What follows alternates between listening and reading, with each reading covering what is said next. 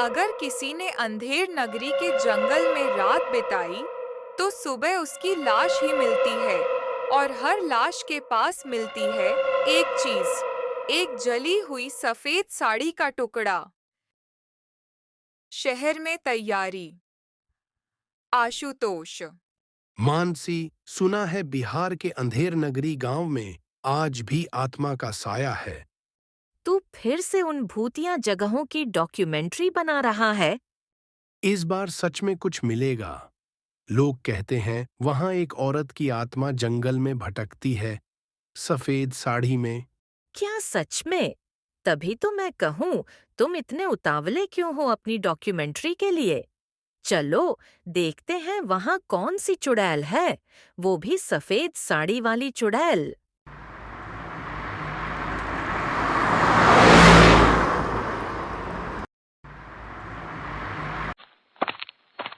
Guide Raghu. आप लोग जहां जा रहे हो, वहां आज भी लोग दिन में भी नहीं जाते। 50 साल पहले यहां निधि नाम की औरत को जिंदा जला दिया गया था। क्यों? लोग कहते हैं वो टोना टोटका करती थी, गांव के बच्चों को गायब कर रही थी, लेकिन उसकी चीखें आज भी सुनाई देती हैं, उसी सफेद साड़ी में जलती हुई। पहली रात पहला डर। कैमरा टीम जंगल में रात को शूटिंग कर रही है। हल्की बारिश, टॉर्च की रोशनी में पेड़ चमकते हैं। सुनो, ये क्या आवाज है? कोई रो रहा है? बचाओ, मुझे मत जलाओ। बचाओ, मुझे मत जलाओ। रिकॉर्ड करो इसे, ये वही है। कैमरा घूमता है। झाड़ियों के पीछे एक सफेद साड़ी उड़ती है। फिर एक परछाई दिखती है। चेहरा जला हुआ, बाल गीले और लंबे। मानसी डर के मारे चीखती है। वो हवा में तैर रही है। तुम भी जलोगे, जैसे उन्होंने मुझे जलाया। अगले दिन की खामोशी। मानसी की चीख के बाद उसकी कोई खबर नहीं मिली।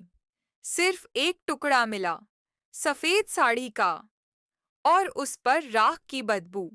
आशुतोष की तलाश अब उस चुड़ैल के अतीत तक जाएगी। चंपा की मौत और शाप का जन्म। आशुतोष गांव के सबसे बूढ़े आदमी काका रामनाथ से मिलने जाता है। रामनाथ धीरे बोलते हुए। तुम जानना चाहते हो उस चुड़ैल के बारे में? तो सुनो, उसका नाम था निधि, गांव की सबसे सुंदर लड़की। सफेद साड़ी पहनती थी, हर पूजा में सबसे आगे रहती थी। लेकिन एक दिन गांव के एक मुखिया का बेटा उसे पसंद करने लगा। चंपा ने मना कर दिया, वो अहंकारी था। उसने बदला लिया। गांव के लोग चंपा पर डायन होने का आरोप लगाते हैं। भीड़ इकट्ठा होती है। उन्होंने कहा कि चंपा बच्चों पर जादू करती है, और उसी मंदिर के पास उसे बांधकर जिंदा जला दिया गया। चंपा चीखती है, मैं निर्दोष हूं, मुझे मत जलाओ। फिर सफेद साड़ी में जलती है, पर उसकी चीखें आज भी जंगल से आती हैं। और जिसने उस रात उसे जलाया था, सबकी मौत एक जैसी हुई, जलकर। जंगल में दोबारा प्रवेश। आशुतोष अकेले कैमरा लेकर उस मंदिर के खंडहर की ओर जाता है। आज रात मैं इस मंदिर के पास रहूंगा। अगर वो आत्मा सच है तो सामने आएगी। तू भी कैमरे से मुझे जलाना चाहता है। तुझे क्यों नहीं शांति मिलती?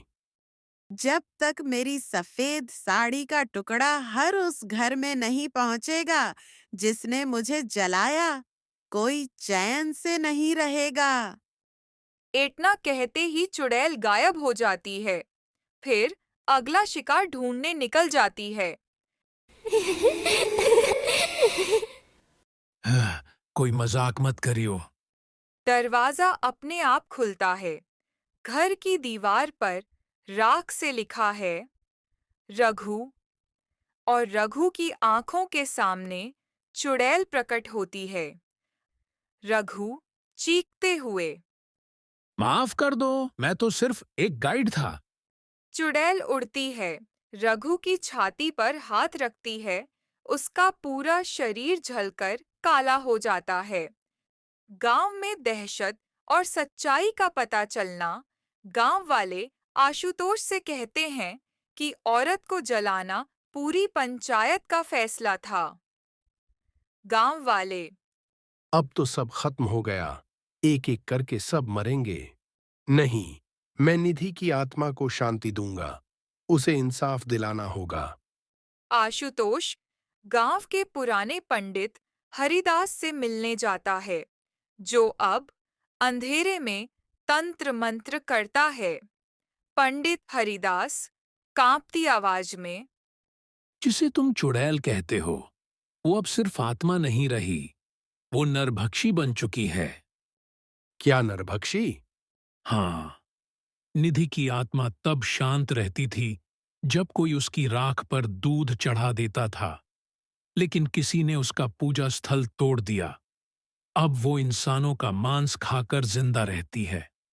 औरतों को जलाने वाले उस जमाने के मुखिया के वंशज अभी भी जिंदा हैं और वो उन्हें खोज रही है।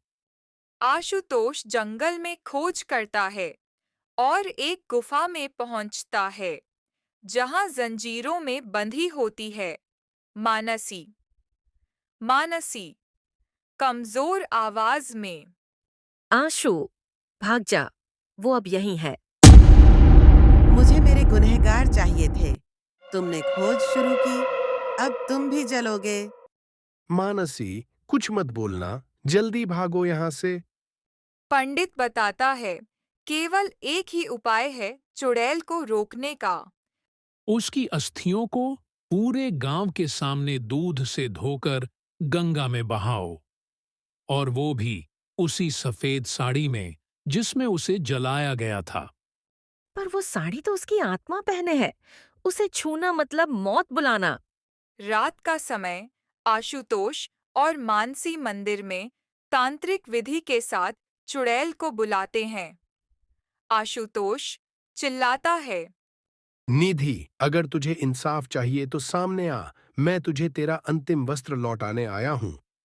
चुड़ैल सफेद धुएं से प्रकट होती है, बाल उलझे, चेहरा आधा जला, लेकिन आंखें नम हैं।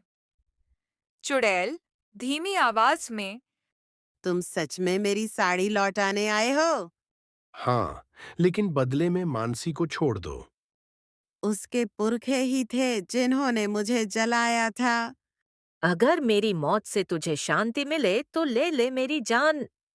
तुम दोनों जैसे कुछ इंसानों में अब भी इंसानियत बाकी है। मुझे मोक्ष चाहिए, बदला नहीं। मंदिर की राख, अस्थियों और सफेद साड़ी को गंगा में बहाया जा रहा है। पंडित हरिदास मंत्र पढ़ता है। चंपा की आत्मा मंदिर की छत पर मुस्कुराती है और धीरे-धीरे धुआं बनकर गायब हो जाती है।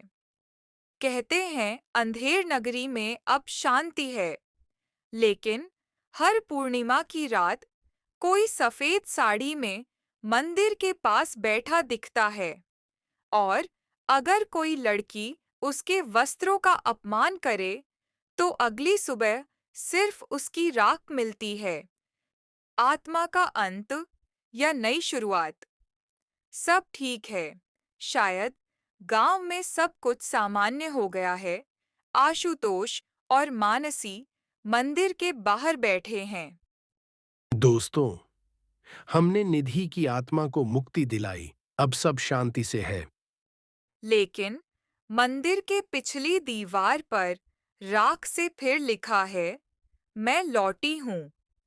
मंदिर के गेट के पास एक और औरत खड़ी है, सफेद साड़ी में, लेकिन ये निधि नहीं है। ये कौन है? 80 साल पहले गांव में एक और लड़की, कुसुम, जिसे निधि की छोटी बहन बताया जाता है। हमने सोचा ये बस एक आत्मा की कहानी है, पर सच ये है, एक नहीं 2 जलाई गई थीं। निधि को तो शांति मिल गई, पर कुसुम, उसकी चीखें अब शुरू होंगी। और ये कहानी यहीं खत्म नहीं होती। जल्द आ रही है कुसुम, शापित बहन की वापसी। पार्ट 2 जल्द ही आने वाला है। तब तक आप सभी वीडियो को लाइक करें और चैनल को सब्सक्राइब कर लीजिए ताकि जैसे ही पार्ट 2 आए आपको नोटिफिकेशन मिल जाए। धन्यवाद।